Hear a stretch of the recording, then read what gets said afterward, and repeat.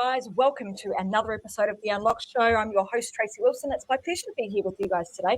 Got a couple of little different camera angles for you this morning, but I've got something pretty exciting to share with you as well. I've got an amazing guest who's here with me today, all the way from Israel. And as you know, I'm based here in Australia, so we're quite a world apart. Daniel and I. But in saying that, we're not a world apart when it comes to looking at different ways that we can really expand and promote ourselves using the online networks, being LinkedIn. And for those of you that have been around for quite some time, you'll know how powerful, or maybe you don't really realize how powerful LinkedIn can be. And if that is you, if you're thinking, gosh, I know that LinkedIn's out there, I know that I should really be using it, but I'm not really sure how to, then today's episode is going to be right up your alley. My guest today, Daniel, is a LinkedIn specialist. He's actually the author of Build a LinkedIn Profile for Business Success, and he's been on LinkedIn since way back in 2004, which is quite some time, given the space that is moving at quite a pace in the technological world. LinkedIn being an extremely powerful tool, it can be extremely misunderstood. And Daniel will tell you all about that, because we are going to demystify some of the misunderstandings that a lot of people have when it comes to LinkedIn. He's trained thousands and thousands of people in LinkedIn, and over the years, he's developed a very simple method that can help leaders reach their objectives without having to do any of this cold connecting. I don't know about you, but I'm not a big fan of all of a sudden having all of these sales pitches in my messages. So without cold connecting, without paying for a premium account or trying to advertise or trying to become somebody else. So I want you to know that if you've got an audience that is that is likely to be in LinkedIn, then you want to know how to be able to reach them in the platform LinkedIn. And today's session is going to be exactly what you need to be able to take your LinkedIn profile and strategy to the next level with what Daniel's going to be sharing with you. So welcome to the Unlock Show, Daniel. It's fantastic to have you here. Hey, Tracy, what an amazing intro. Thanks for having me on the Unlocked Show. You're welcome. And I'm excited. I'm really interested myself in learning a lot more about LinkedIn and how I potentially can even use that, to reach and help more people and add value to their lives. So how about you just tell us firstly, let's go back to 2004 when you started out on LinkedIn, and what's happened with the journey for you to get you to a point where you've become a specialist in the LinkedIn space. How did that all come about? Wow, it's a great question. What happened is that I held my sales job in 2006. I was carrying quota, and for the first time, LinkedIn enabled me to see the name of the person I needed to reach out to. And that, Tracy, meant I cut my sales cycle by 30%. And that was the moment I decided I needed to dive a bit deeper into LinkedIn. And since you hit record, 1,000 people have joined LinkedIn. Yeah, 2 people sign up every second. So let's unlock some myths. So give me that number again. How many people per second are actually joining LinkedIn? 2 people sign up every single second somewhere on the globe.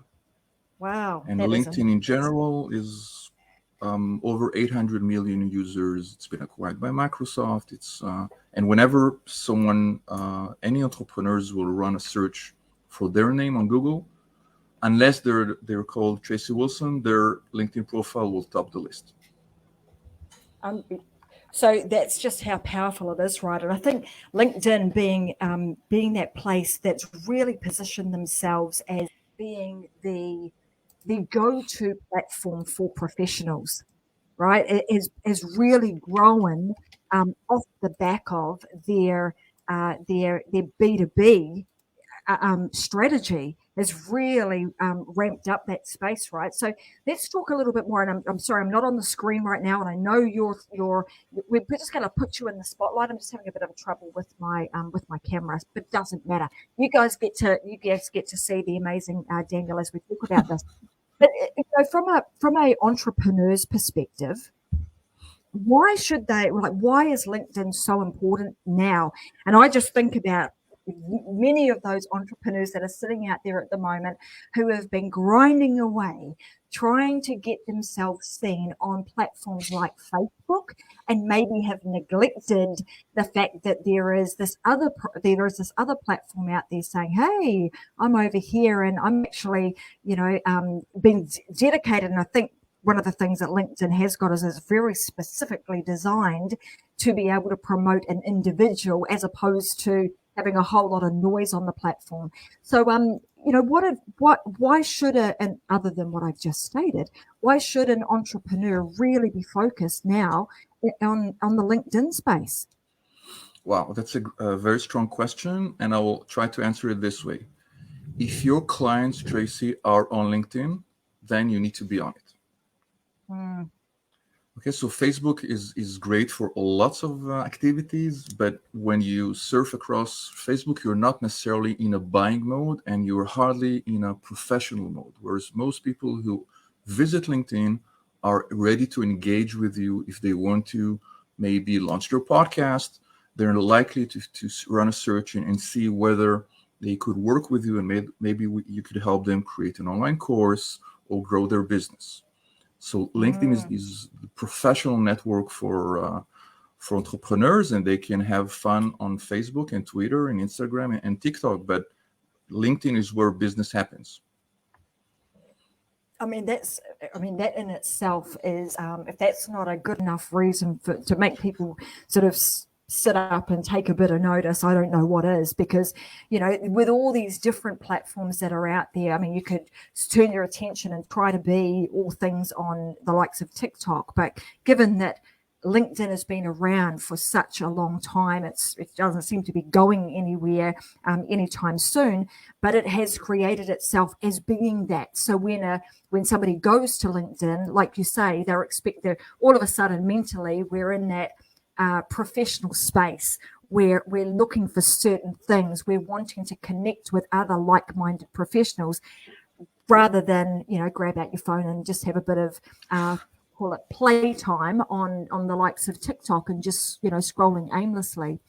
So what is the best? I mean, a lot of people get hung up on this too, is like, to create my profile on LinkedIn, what are some of the things I should really be thinking about? Should I be thinking about it in terms of it being another kind of website for me, or should I be thinking about it in terms of I need to create this as my online resume or CV? Great question. And my answer would be, try to think of your LinkedIn profile, Tracy, as a website that needs to convert your ideal reader. Now, what do I mean by that? Job seekers or talents should think of their LinkedIn profile as an online CV. Okay, if I'm a DevOps developer, then my LinkedIn profile has to serve my next hiring manager. But as entrepreneurs, Tracy, we're not looking for to become an employee. We're interested in leads. So instead of thinking about our LinkedIn profile, whether we worked for that company in Queensland in 2019 or 2020, that's not of interest. But we need to focus and think about our ideal reader, our ideal prospect. And the second question we need to ask is, what action would we like them to perform after they visit our profile? Maybe we can take a real life example of an entrepreneur you've worked with, or any entrepreneur listening to this show. So who would be your ideal reader? Oh, who would be my ideal reader? So it would be somebody who would be interested in creating their own live show. So that might be, So somebody who's got skills and expertise, and they're wanting to find a way of being able to share that in a more connected way. Great. And what action would you like them to perform? Say we had a magic way to enable anyone who's interested in launching that sort of program. If we made them go to linkedin.com/Tracy Wilson, what action would you like them to perform after they see what you're up to? Well, you'd want them to reach out to you and build a connection so that you could have what we would call a discovery call to determine whether or not they're the right type of client for us, and then we can continue to have that further conversation as to how we would work together if we're the right fit. Excellent. So it might be something as simple as that. Excellent. It doesn't have to be complicated, really. So all we have to do is ask the following 3 questions. Who's your ideal reader? An entrepreneur who wants to launch a live show, and the action you'd like them to perform is reach out to you. So now the last question is, if you were able to make those people visit your profile, then are we making it as easy for them to discover you, to understand within 5 seconds that they need to scroll and read more?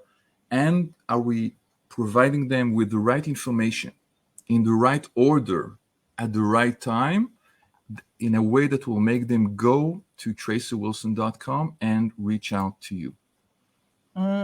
So what you're essentially saying is that we want to create it as a website, but then also we're thinking about the customer journey and creating that site, that profile like we would traditionally a funnel, right? And I know you've got some materials that we could share that we could actually demonstrate what that might look like. So in terms of, okay, who is it that who's my ideal audience? Who do I want to actually speak to? And then what action do I want them to take? And then how do I shift them potentially from LinkedIn, make the shift over to my own platform? So, and I'm assuming you kind of would talk about it in this way too, but making that big switch so that you now own that traffic, creating traffic to your site so that you can now own that traffic. Am I on the right track? Yes, you nailed it. Because conversion is likelier to happen on tracywilson.com and not on LinkedIn. So one very important distinction we have to understand is that the transaction will not happen on LinkedIn. And in terms of content, since you produce a lot of high quality content, the best content that would work on LinkedIn is top of funnel, the awareness stage. So if you can ask yourself, what sort of questions are my prospects struggling with? And you could create or repurpose some of your content in a way that would answer their questions, it would be great. I was listening to a recent episode you had with Jason Sircon, where you discussed podcast guesting and content in general. And it's amazing because you can take a piece of content and like an episode and repurpose it in 20 or 50 different ways. Yeah. Creating or repurposing high quality, educational, evergreen content is what works best on LinkedIn. And when I say educational, I mean, it's not a happy hour sale. It's answering objectively the questions they have in a way that make them understand that there are a number of options. Maybe you can relate to the questions they struggle with, and you could provide them with the pro and cons of this system, or should we invest in that sort of technology, or how do I start? And then you should give them value, taking them from point A to point B. And when they understand the value of that, you can then tell them there's a whole point C and D I could work you with, and that is either downloading or going in that and having that strategy call, or downloading some gated content, or making the next step. So you lead with value, you help them moving from the position they're at towards the destination they want. It could be a very small effort. It could be a really baby step. And that sort of content is likely to make them discover you in the first place and understand that Tracy Wilson is part of the solution. And I mean, look, even this episode today, right, as you're talking through what are some of the ideas or the concepts that you could be sharing on the likes of on the LinkedIn platform, being the what, when, why, who, how kind of questions, being questions that people that are already on that platform would be asking themselves. So if we were to give an example of that, even with this, How do I create my LinkedIn profile? I'm an entrepreneur. Should it be a CV, or should it be, should I be creating it more like a website? I mean, a simple question like that, that might be going through someone's mind, and then being able to answer that question for them, which you've already done today in terms of you're an entrepreneur. So you don't want to be looking at it like a resume. You want to be looking at this from a completely different angle. That would be a big mistake for you to make. You want to treat it as if it's the top of your funnel, and include that as part of your overall web presence strategy. Yes, if the first thing that people see when they come across your profile is a banner, and the banner simply shows them the destination you'd like them to go. So working on your website, Tracy, may have taken, lots of hours, but uploading the banner is something you can do with Canva with 5 minutes or with less than half an hour. And that makes people understand why they tend to spend more time on your profile when you add information and content like this. So the very first thing to remember is a great banner. And then the next step would be to invest in an interesting headline. The headline is the text that's just next to your name. And for most people, it would be, CEO Tracy Wilson, or co-founder, whatever. But you made your own headline about your reader. And that's the very important distinction that entrepreneurs need to understand. Your headline says ClickFunnels Specialist, Usability Specialist with that peculiar spelling, Online Marketing Specialist, Business and Marketing Strategist. And the name of your company is not prominent here. And we need to understand that when we're entrepreneurs, we're not important. Our audience doesn't care about us. The only thing they care about is the way we can help them reach their objectives. Yeah. So tweak your headline like you've seen in Tracy's example, and add a banner, and that will make most of your prospects spend more time on your profile and probably get closer to understanding your part of the solution. And it's quite interesting. This is absolutely timely for even for me, because I'll be the first to put my hand up and say, gosh, it's been a little while since I've been in and even updated, my banner and even my headline, because things do change over time. And as I mentioned, at the moment, I do a lot of work with people on helping them create their own live shows and how to do that. But even on my LinkedIn, it doesn't specifically state that. Being I was a ClickFunnels international ambassador. Usability is my own company, which is a web development and website builder, funnel builder, and membership builder. So all of those things that are on there, and maybe one of the mistakes, and this is actually a question for you. When you are an entrepreneur and you have multiple different businesses that you run, how should you show up on LinkedIn? How do you do that when you're a multifaceted entrepreneur that doesn't necessarily just focus on one particular thing? What would your advice be to somebody like that? It's going to be tough, and maybe you won't like my answer, but I would advise you to pick one. Pick one, yeah. I figured you were going to say that. I'll try to rephrase it in a more diplomatic way. Focus on one. And simply ask yourself, out of you are multifaceted, you run many businesses, and there are many ways you can help people. But if you had to pick one for the next 6 months, one that resonates with your LinkedIn audience, then which one would that be? And that should be up front and center. And the thing is, you don't have to delete or hide the other activities that you have, but what you could do is simply push them to the bottom. And once people discover you thanks to activity A, now they can see that you also have activity B. But if you say, I do A, B, C, and D, that is likely to make most people go away because they're a bit overwhelmed with this. Yes. What do they say? A confused audience never buys. So yeah, I think that advice of focusing on one thing, and even if you are somebody perhaps who is multifaceted, just picking up one thing at a time for a period of time, and then swapping them out when you need to.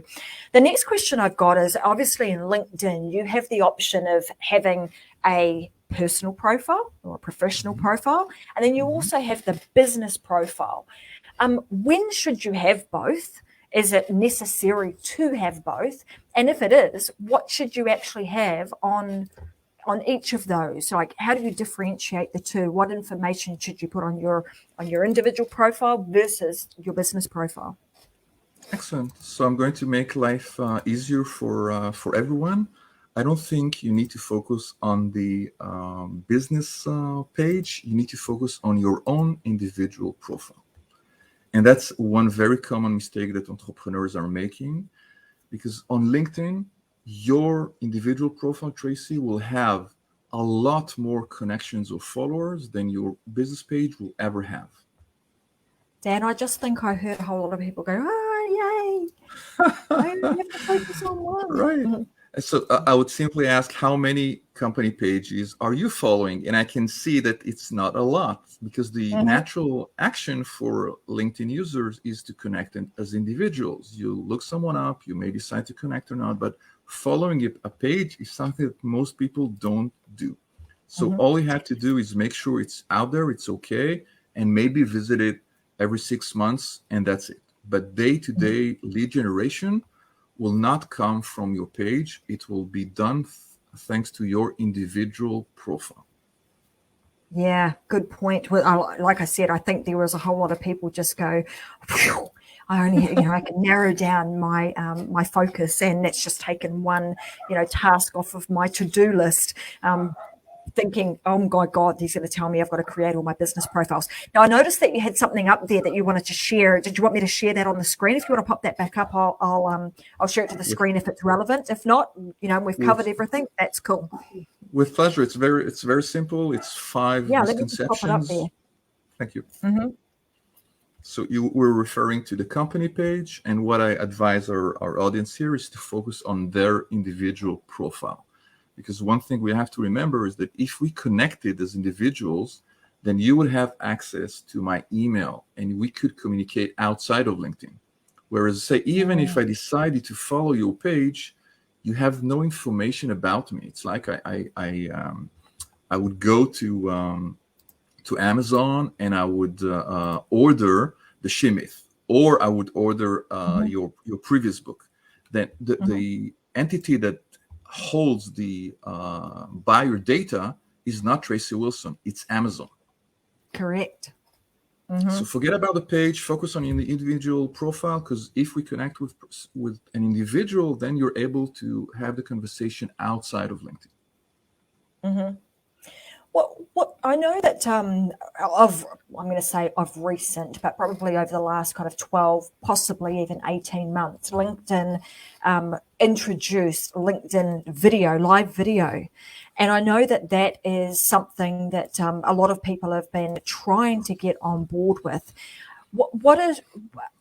How do you get LinkedIn, to be able to do live video? For example, let's say I wanted to have this show streamed directly into LinkedIn. How would one go about doing that?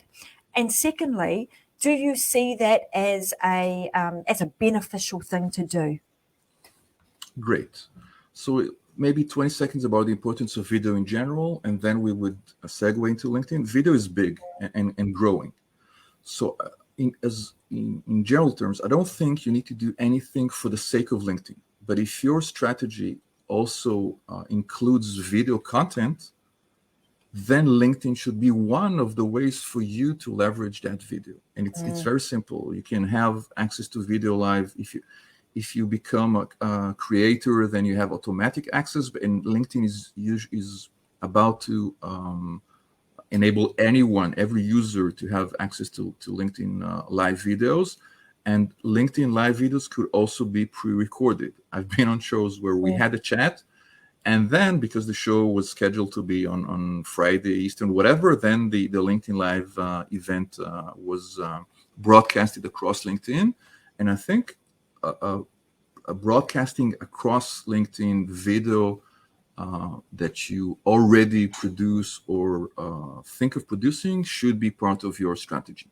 It strengthens your thought leadership. It enables people to consume content on LinkedIn, and it should be part of your strategy. Absolutely, and goes without saying, it gives you an opportunity for them to get to know you, actually see you. It just creates a completely different level of connection with the person when they're actually able to see who they potentially would be speaking to, right?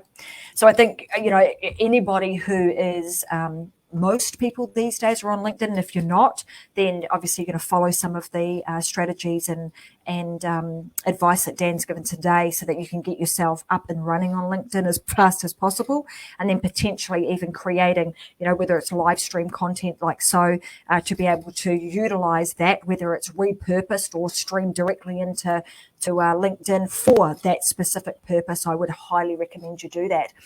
When we're in the likes of LinkedIn, and I know a lot of social media platforms, initially when you get on them, people have this focus around, I've just got to, connect with as many people as I possibly can.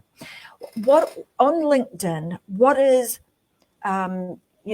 should you be going hard to try and get as many connections as possible? Is it a volume play, or is it more a value play? What's the best way to go? Excellent. So I think that based on my experience, there are two ways to approach this. One is to go for quantity. And that means you need to have 30,000 connections. And when you share something, you have great exposure. The second way to do it is to go for quality. That means you may have 200 or 800 connections, but you must know all of them well. And that is the best way for you to get referrals. Now, in my own business, referrals constitute probably 90% of my income and 90% of my clients. So if you prefer advertising, then go for a large network. If you are a service-based entrepreneur, then having a small, trustworthy network is way better. And the worst mistake entrepreneurs might make, Tracy, is try to aim for both. Because we don't want to make a choice. We want quality and we want quantity. So let's imagine I started with 200 connections I knew well, and that meant I could run a search and see an ideal prospect of mine and notice that the name of the mutual connection is someone I feel comfortable reaching out to. If I speak with that person and he's willing to make an introduction, that can translate into revenues and paying clients. But because I heard all the time that I needed to grow my network, like you said, so I decided to grow my network tenfold. Instead of 200 people, now I have 2,000 people, most of whom I don't really know. And I think I have exposure. The sad truth is that I don't have exposure. Why is that? Because when you share something on LinkedIn, maybe 2% will see it. And if 2% will see it, then when you grow your network from 200 to 2,000, instead of whatever it was, you only have 40 eyeballs on that content. But you now disqualified or polluted your network and your ability to get referrals, because when your ideal prospect looks at you and they see two names and they reach out to those people, then they will say, Tracy who? That's not the way to go. Yeah. Pick one, because the price of veering is way too heavy. It will take you years to transition from quality to quality, from quantity to quality, or the other way around. Another way to put it, would you like to be the best connected, or would you like to be the most connected? And these are really good points that you make, and I hope that people are, really thinking about it, because I think over the years people have really been trained to just go, friends, have as many friends as possible. But like you say, that there's that is a big danger in that, because you're diluting, polluting your network. And then when you do actually have something really valuable to share, it's no longer getting out to those people that probably would have brought it, probably would have, had a high chance of them being very interested in it. All of a sudden, you've got a whole lot of people that are like, yeah, whoopee-doo, not really that interested in that. And you've essentially wasted your opportunity. So I think that, really thinking about the strategy on there and thinking about, where do I put my time? So right now I'm thinking, go the actions out of today's show. Certainly for me, and I think for a lot of other people should be, because the Unlock show is always full of lots of actions for us to take away. Go and look at your LinkedIn profile. Have a look at the imagery that you've got on there. So opportunity 1, look at your banner. There's an opportunity on there for you to be able to actually speak directly to the people that you are trying to reach. Then utilize that headline and make sure that you put some really, something descriptive in there that's going to hook people and get them interested. Use the rest of the page to draw people down it so that they can, read more about you.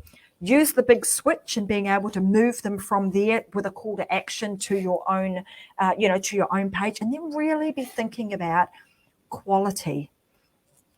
What do I need to do to make sure that I can go and friend or connect with all those people that are potentially interested in what I'm about, and likewise I'm interested, because I think it's always better if it's a two-way interest. If they're interested in what I've got to offer, I want to be interested in my clients too. I don't want to be working with people that I don't really have an interest in their business. It's not my thing. If they're not, for example, if you're vegan, you're probably not going to want to do a lot of work with other people who are not vegan. So, just making sure that those connections are nice and solid too. When it comes to that, so now I'm at the point of, okay, so I'm in there. I've got a whole lot of people I already know, but I actually want to start connecting with other people that I don't really know, but I'm committed to creating a relationship with these people. How do I find them? Great question. And I'll say this. You have to have a system before you connect or after you connect. What do I mean by that? If you are cold connecting, then you need to build a system that would engage with that person. That's something that's extremely difficult, because I'm sure you've received tons of pitches, people trying to connect with you, and 20 seconds after you hit accept, you get all sorts of amazing offers you would never even imagine you wanted. And that's probably one of the worst connection strategies out there. The other way to do it is to have a whole process before you connect.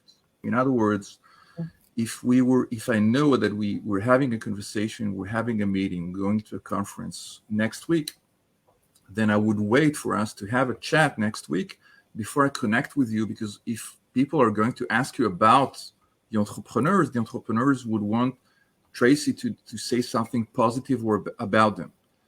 And it's even more important to understand. I'm going to share my screen for a second about the metrics. Okay, the metrics are a way, the tendency of many entrepreneurs is to focus on the LinkedIn metrics. So should I have a gazillion connections, or how many people view this? But in fact, Tracy, as entrepreneurs, what should constitute our North Star is not the LinkedIn metric at all. It's the business metrics. So you mentioned a discovery call. Say you have 4 discovery calls a week, and you start using LinkedIn, and you now have 6 discovery calls a week. Then the minute you can translate those discovery calls into paying customers and paying clients is the moment you say, okay, so now I've grown my business. Now I have more people I can serve. And the truth is, you don't need to think about the LinkedIn metrics at all, because you could have 200 connections and a growing business, and you might have 2,000 connections with decreasing revenues. And at the end of the day, you don't need to say, wow, I'm God's gift to humanity, I'm popular, I have a gazillion connections. What you may want to say is that I've grown my business by 20% this quarter. So the LinkedIn metrics on the left should serve the business metrics on the right. And my clients gain revenues and orders and not connections or LinkedIn metrics. Yeah. And again, so many distinctions that you're making, throughout this process of, understanding the difference between, between what we should be actually focused on. Is it our individual? Is it the business page? Is it the LinkedIn metrics as opposed to the business metrics? And you're absolutely right, because in every instance, what you've just said applies. So it doesn't matter what platform you are working on, whether it be Facebook, LinkedIn, Twitter, Instagram, Google, whatever it is. A lot of the time, we're very focused on what are the metrics telling me on that specific platform. And, way over in the background somewhere, we might consider the business metrics when, in fact, what you're saying, bring those business metrics forward, because really they're the only ones that matter. If you can translate people through being a connection on LinkedIn, through to having a conversation, through to making the switch onto your site, through to having a discovery call that then translates into further business, then those are the metrics that we really should be looking at. Those are the things that start to move the needle and start to make a real difference to your business bottom line. Thank you very much. I think you said it beautifully. We don't need to, the platform needs to serve us as entrepreneur and not the other way around.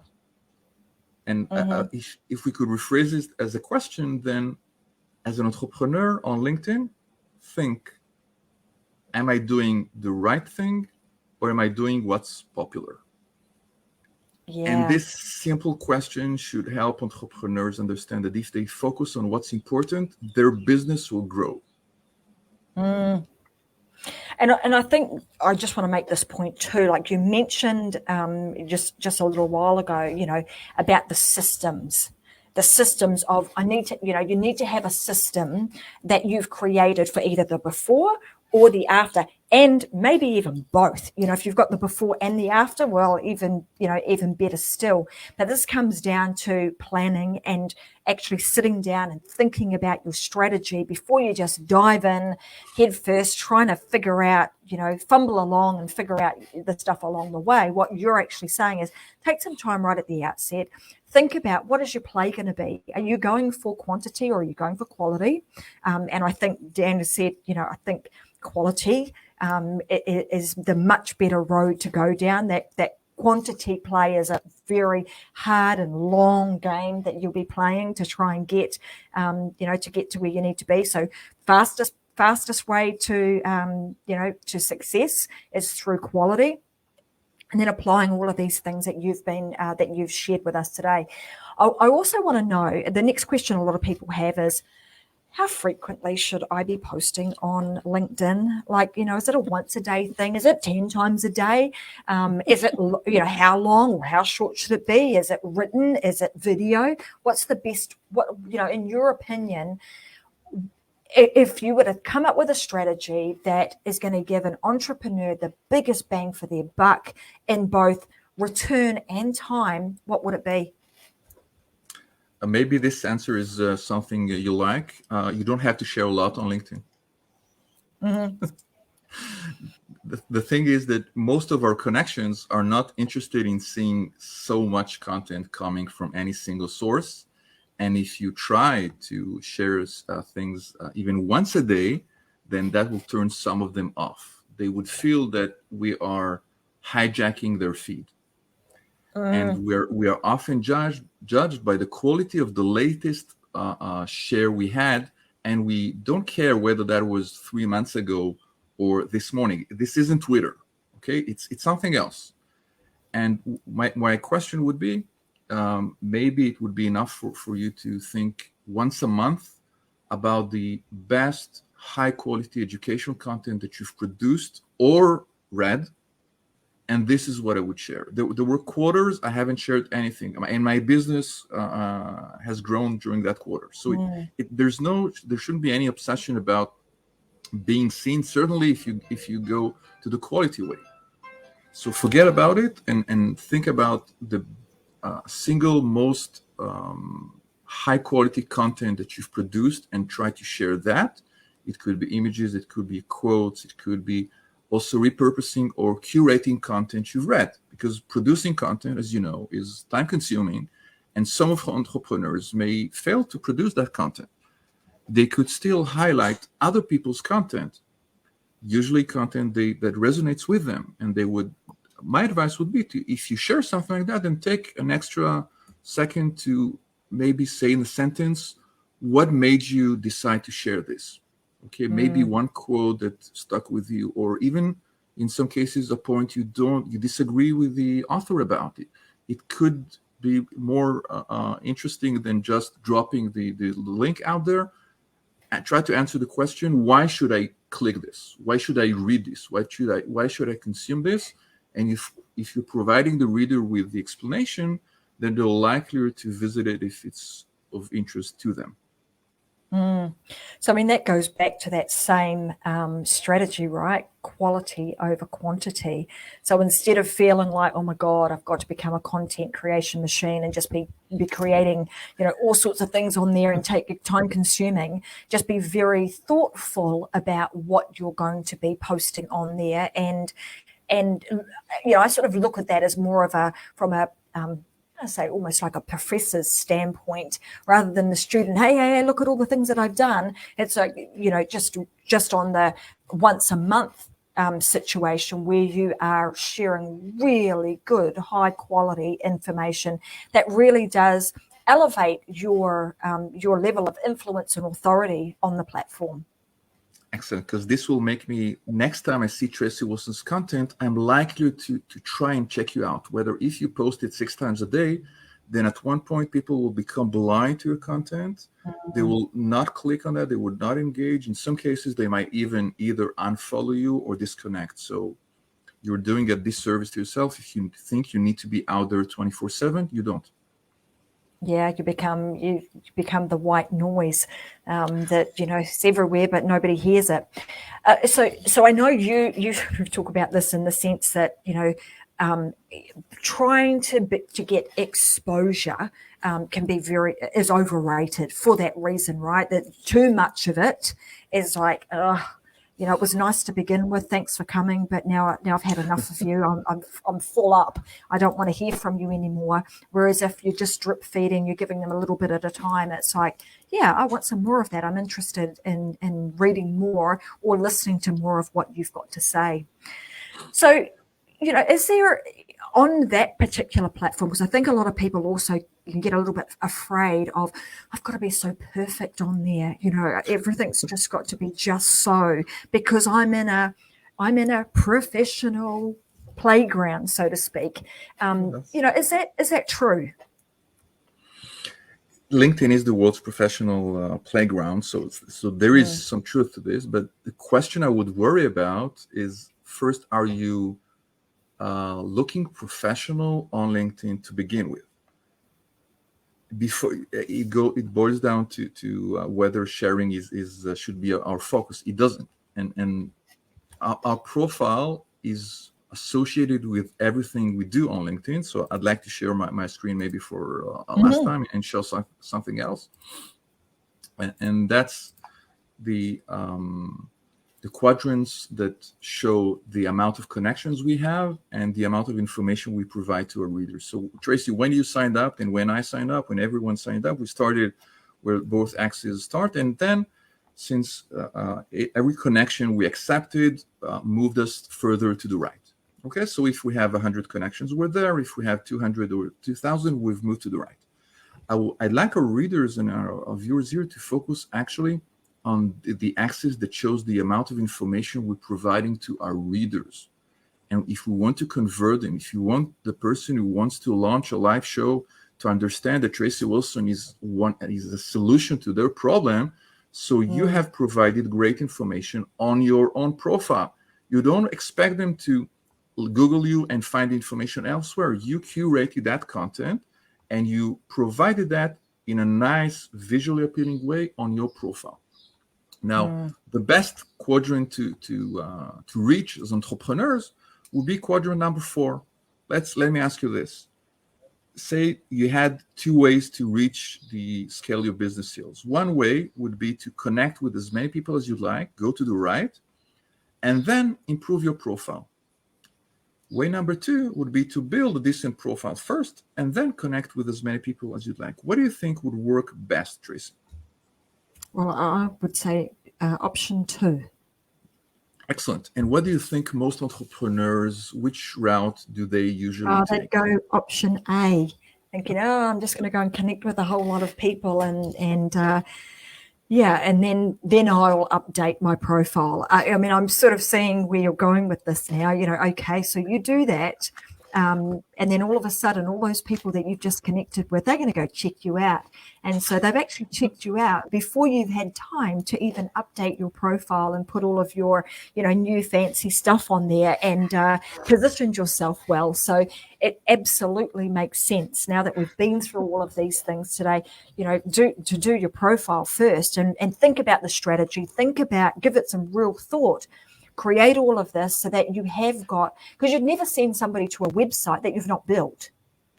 But that's the equivalent, actually. That's the equivalent, because if you connect with 1,000 people and then you imagine I would own the number 1 result for Tracy Wilson, and then when I go there, then people would see a website that's under construction.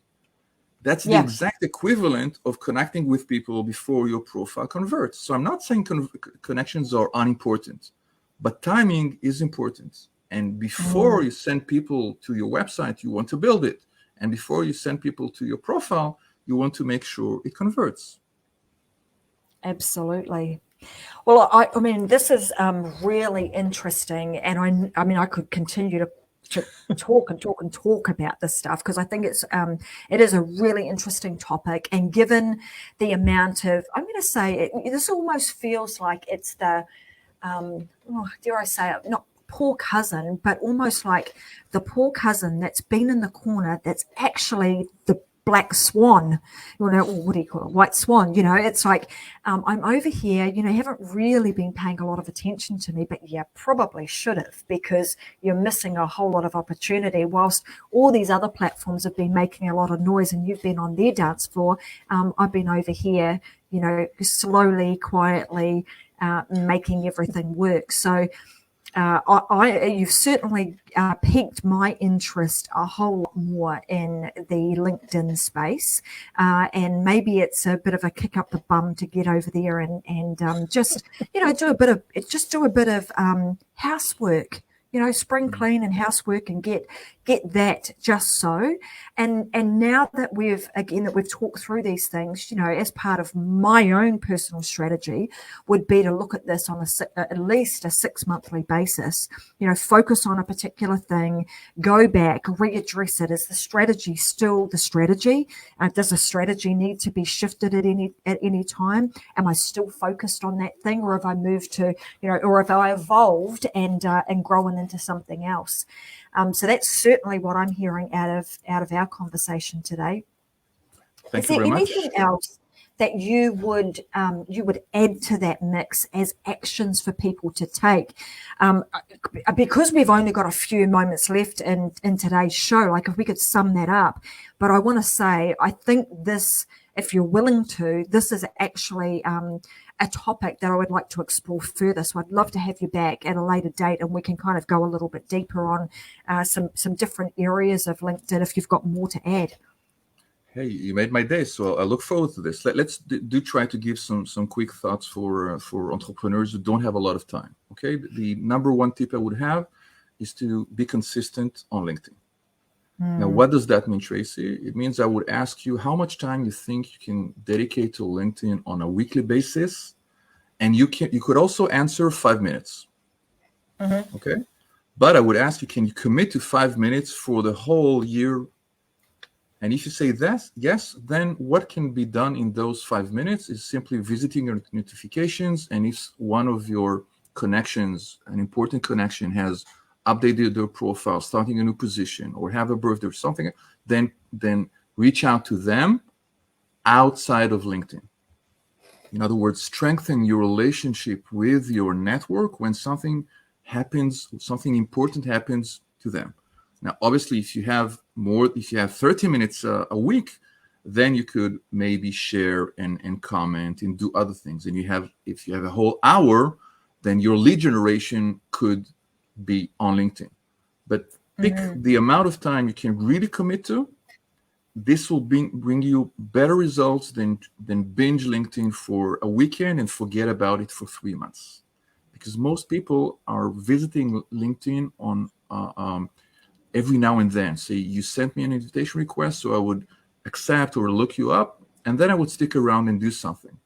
And if you only visit LinkedIn once every quarter for 2 days, then it doesn't make sense. You will not see most people, and you don't reach out to someone and wish them a happy birthday, 4 months after the act. Yeah. So consistency is even more important than frequency or the amount of time you need to dedicate to LinkedIn. And we can explore all sorts of ways to grow your business on LinkedIn, maybe in a future time. I would love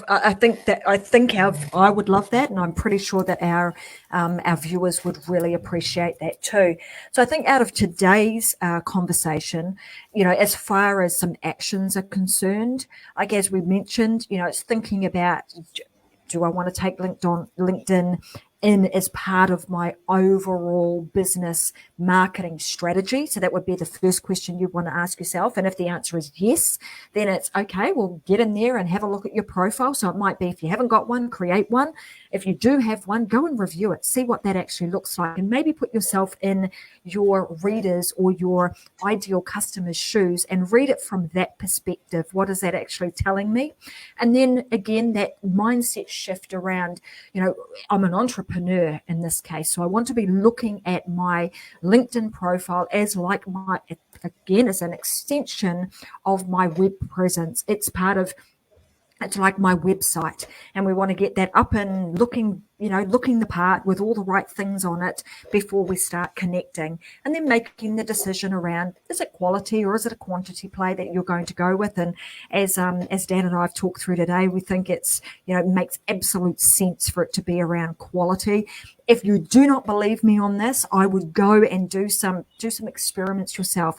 More than likely, you've got a huge profile on Facebook. You've got loads and loads of friends on your personal profile. Just go and I'm going to say something super simple. I did this the other day. Do a say hi to me if you see this post, just as a bit of an experiment to see how many of your 5,000 people actually come back and say hello. If you've used that play in the past, you'll find that you have very, very few friends really who see your stuff and actually say hello. No, it's a completely different platform, but that's how the algorithms work. So just, that's just as an example of going down the path of a quantity play, and then thinking about how much time can I spend on this platform? Can I at least carve out, 10, 15 minutes, an hour a week to dedicate to the growth of my LinkedIn strategy, and then using that to do some very specific actions on there. And that's the part that I'm going to leave it at, because I think the next piece of this, when we get Dan back, we'll be talking about, so now that I've carved out the space, now what do I do?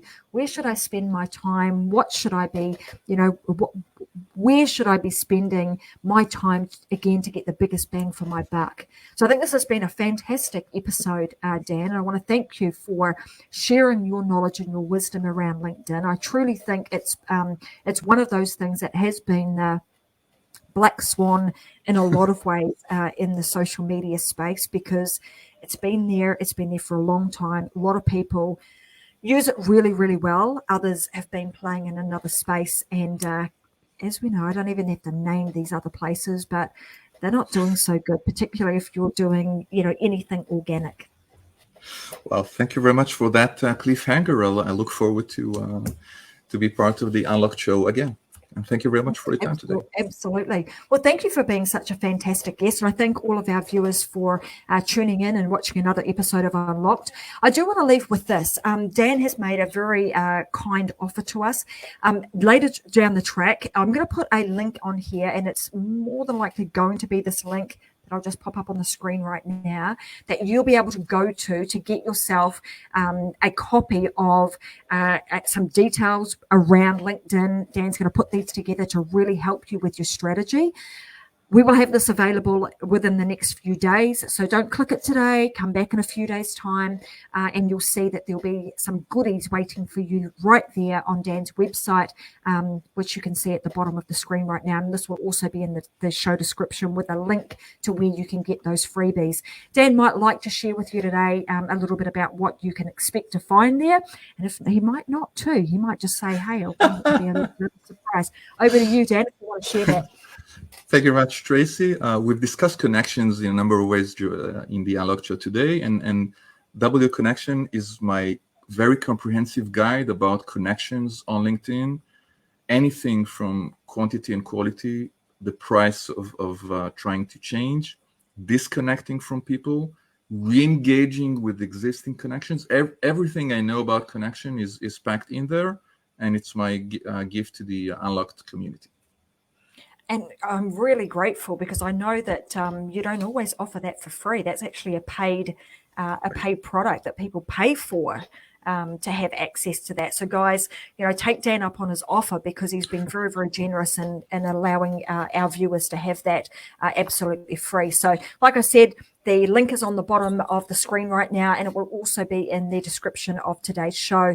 But that's it for today's show, guys. I hope you've enjoyed this session. I most certainly have, learning a lot more about LinkedIn. And, Tracy's going to go and get her butt over in the LinkedIn space and do a little bit of work over there. And, of course, we'll have Dan back to talk a lot more about that. And if you know anybody who would like to start their own live show, well, you know where to come. You can come and, tap me on the shoulder, go find me on LinkedIn, hold me to my comments of getting in there and updating that, and you'll be able to connect with me, and I can talk you through some ways that you'll be able to start your own live show so that you too can build your influence and authority right the way through 2022 and beyond.